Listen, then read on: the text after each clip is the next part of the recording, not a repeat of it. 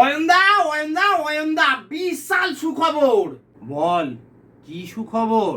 আরে তোমার কয়েকটা ভিডিও ভাইরাল হওয়ার পর সেটা রাজদার নজরে পড়েছে। রাজদাটা আবার কে? আরে রাজ চক্রবর্তী, বিখ্যাত পরিচালক। আমি তোর প্রোডাকশনে চাফা এনে দিই, তো আমাকে তোমার ছবি দেখেই জিজ্ঞাসা করলো যে আমি তোমায় চিনি কি না। তা তুই কি বললি?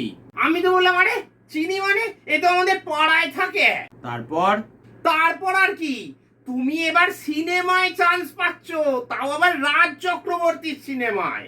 দেখ, ট্যালেন্ট একটা আমার মধ্যে আগে থাকতেই ছিল, সেটা আমি জানতাম। তারপর এই কথায় বলে না, জহুরি জহর চেনে, ঠিক সেরকম ভাবেই রাজদা আমাকে চিনে নিল। তা পার্টটা কি? তুমি হলে হিরোর বাবা। বাবা? আরে বন্ধু টন্ধু করা যেত না? অবশ্য মাথায় টাকটাও পড়ে গেছে। আরে বাবা, ওই টাকের জন্যই তো তোমাকে পছন্দ করলো। সে ঠিক আছে, আরে হিরোটাকে? কেন, আমাদের সবার প্রিয় বুম্বাদা, মানে প্রসেনজিৎ গো, প্রসেনজিৎ। হ্যাঁ, বলিস কি রে?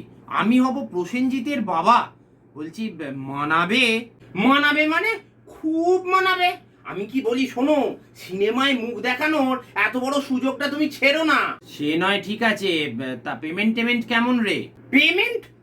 আরে পেমেন্ট নিয়ে তুমি চিন্তা করো না, অলরেডি 200 টাকা অগ্রিম দিয়ে দিয়েছে, বলেছে কাজ হলে আরো 200 দেবে। হ্যাঁ, সিনেমায় অভিনয় করে মোটে 400 টাকা? যাকে পড়ে পাওয়া 14 আনা। তা হ্যাঁ রে, শুটিং এর জন্য কোথায় যেতে হবে? কোথাও না, খালি তোমার একটা রিসেন্ট ছবি লাগবে, এই এই এই এতটা, মানে এই বুক পর্যন্ত। শুধু একটা ছবি? তা সেটা কি হবে রে? আরে তুমি হিরোর বাবা, যে 25 বছর আগে মরে গেছে, খালি তোমার ছবিটা দেয়ালে টাঙানো থাকবে।